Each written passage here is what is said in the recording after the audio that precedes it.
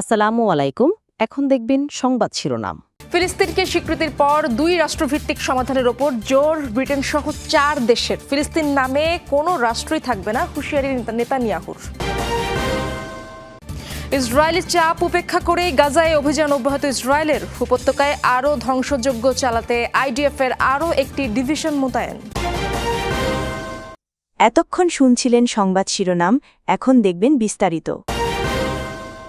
হামাসের নিরস্ত্রীকরণ এবং দুই রাষ্ট্রভিত্তিক সমাধানকে জোরদার করতেই ফিলিস্তিনের সার্বভৌমত্বে স্বীকৃতি দেওয়া হয়েছে। ফিলিস্তিনকে স্বীকৃতি দেওয়ার পর এমনটি জানিয়েছেন ব্রিটেন, কানাডা, অস্ট্রেলিয়া এবং পর্তুগাল সরকার। খুব শিগগিরই এসব পরিকল্পনার বাস্তবায়নও দেখতে চায় এসব দেশ। এদিকে ক্ষমতাবান পশ্চিমা দেশগুলোর কাছ থেকে স্বীকৃতি পাবার পর উচ্ছ্বাস ফিলিস্তিনি কূটনীতিকদের মাঝে। মিলেছে বহু আকাঙ্ক্ষার স্বীকৃতি, তাই আবেগ আর বাদ মানেনি ব্রিটেনে নিযুক্ত ফিলিস্তিনি রাষ্ট্রদূতের। ব্রিটিশ প্রধানমন্ত্রী স্টারমারের ঘোষণার পরই উল্লাসে মেতে ওঠেন ফিলিস্তিনি কূটনীতিক হুসাম জমলত।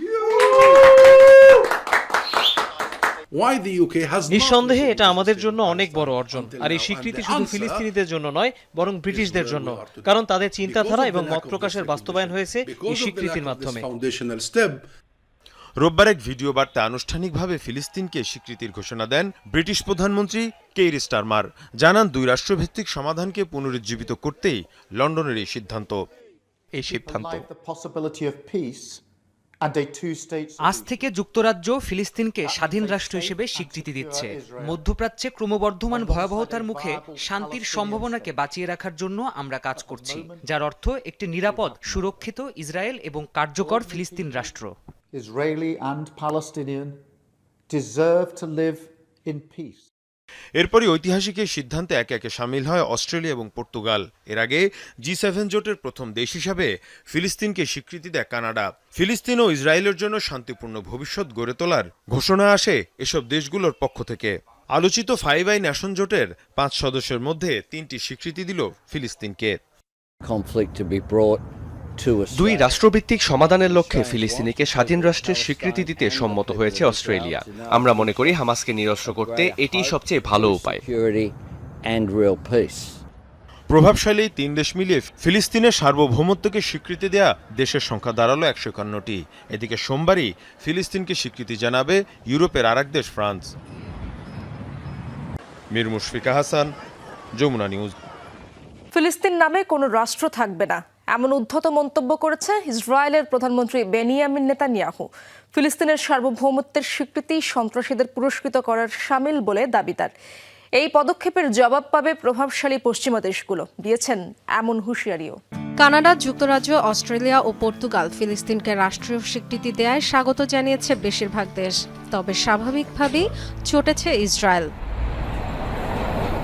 সব আন্তর্জাতিক চাপ উপেক্ষা করে গাজায় আগ্রাসন চালিয়ে যাওয়া প্রধানমন্ত্রী বেনিয়ামিন নেতানিয়াহু এবারও তোয়াক্কা করছেন না পশ্চিমাদের পদক্ষেপের।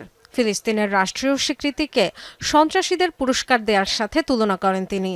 মনে করিয়ে দেন 2023 সালে ইসরায়েলে হামাসের নজিরবিহীন অভিযানের কথা।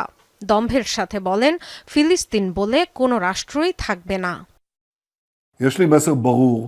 7 অক্টোবরের ভয়াবহ হত্যাযজ্ঞের পরও যেসব নেতারা ফিলিস্তিন রাষ্ট্রের স্বীকৃতি দিয়েছে তাদের প্রতি আমার স্পষ্ট বার্তা, আপনারা সন্ত্রাসবাদকে বড় পুরস্কার দিয়েছেন। আপনাদের প্রতি আরও একটি বার্তা আছে আমার, জর্ডান নদীর পশ্চিমে ফিলিস্তিন রাষ্ট্র গঠন হবে না। অভ্যন্তরীণ ও আন্তর্জাতিক চাপ সত্ত্বেও বারবার স্বাধীন ফিলিস্তিন রাষ্ট্র গঠন প্রক্রিয়াকে ঠেকিয়েছেন এমন মন্তব্য করেন নেতানিয়াহু। যুক্তরাষ্ট্র থেকে ফিরেই পশ্চিমাদের পদক্ষেপের প্রতিক্রিয়া জানাবেন বলে হুমকিও দেন। বছরের পর বছর অভ্যন্তরীণ ও আন্তর্জাতিক বহু চাপ সত্ত্বেও সন্ত্রাসী রাষ্ট্র প্রতিষ্ঠা ঠেকিয়েছি। কূটনৈতিক বিচক্ষণতার সাথে লক্ষ্যে অবিচল থেকেছি। জুদেয়া ও সামারিয়ায় ইহুদি বসতি দ্বিগুণ করেছি এবং এই পথে আমাদের যাত্রা অব্যাহত থাকবে। আমাদের ভূমির কেন্দ্রস্থলে সন্ত্রাসী রাষ্ট্র চাপিয়ে দিতে যে পদক্ষেপ তারা নিয়েছে তার প্রতিক্রিয়া যুক্তরাষ্ট্র থেকে ফিরে জানাবো, অপেক্ষা করুন। সম্প্রতি জাতিসংঘের বিস্তারিত তদন্ত প্রতিবেদনেও তুলে ধরা হয় গাজায় গণহত্যার প্রমাণ। ইসরায়েলকে চাপ প্রয়োগে আন্তর্জাতিক নানা তৎপরতার কোনো প্রভাব নেই গাজায়, বরং আরও তীব্র হয়েছে আগ্রাসন। হত্যা আর ধ্বংসযজ্ঞের পরিধি বেড়েছে আরও। গাজা সিটি দখলের অভিযানে মোতায়েন করা হয়েছে সেনাবাহিনীর নতুন বহর। গাজায় ইসরায়েলের সামরিক অভিযান গিডিয়ন্স চ্যারিয়টের নতুন পর্ব। গাজা সিটি দখলের মিশনে সেনাবাহিনীর আরও একটি ডিভিশন মোতায়েন করেছে আইডিএফ। বেড়েছে হামলার পরিধি। তেল আবিবের দাবি, 2 সপ্তাহের প্রস্তুতির পর গাজা সিটিতে স্থল অভিযানের লক্ষ্যে পাঠানো হয়েছে সেনাদের নতুন এই বহর। নির্বিচার বোমাবর্ষণ তো চলছেই, শহরের আরও ভেতরে প্রবেশ করেছে পদাতিক বাহিনী।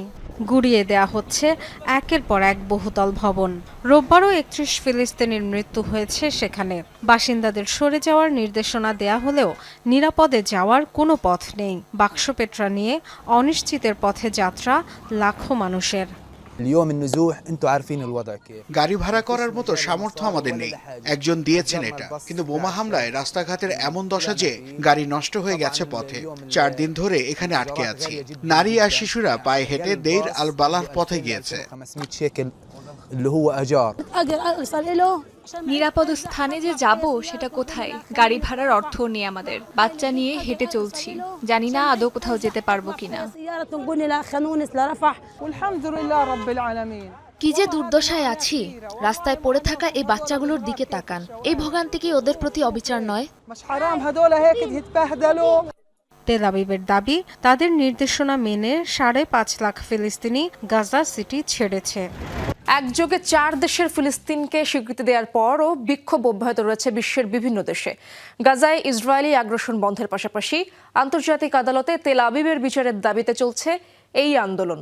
চলতি সপ্তাহের শুরু থেকেই ইতালি, গ্রিস, ভারত সহ বিভিন্ন দেশে জোরালো হয় বিক্ষোভ। ইতালির জেনোয়া বন্দরে চলছে ধর্মঘট আর বিক্ষোভ। স্থবির জনজীবন।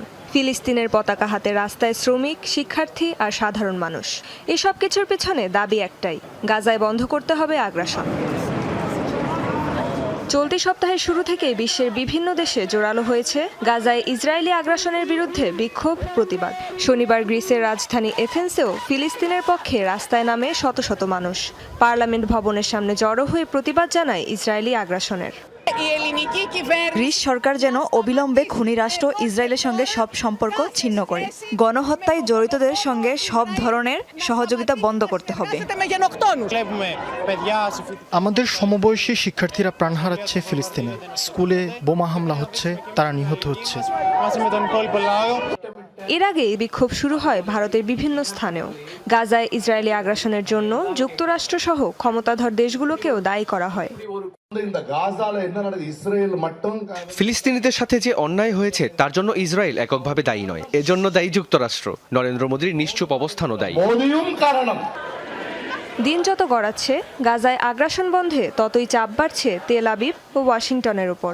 ফিলিস্তিনকে স্বাধীন রাষ্ট্রের স্বীকৃতি দিতে নিজ সরকারের প্রতিও দাবি জানাচ্ছেন বিশ্বের বিভিন্ন দেশের সাধারণ মানুষ।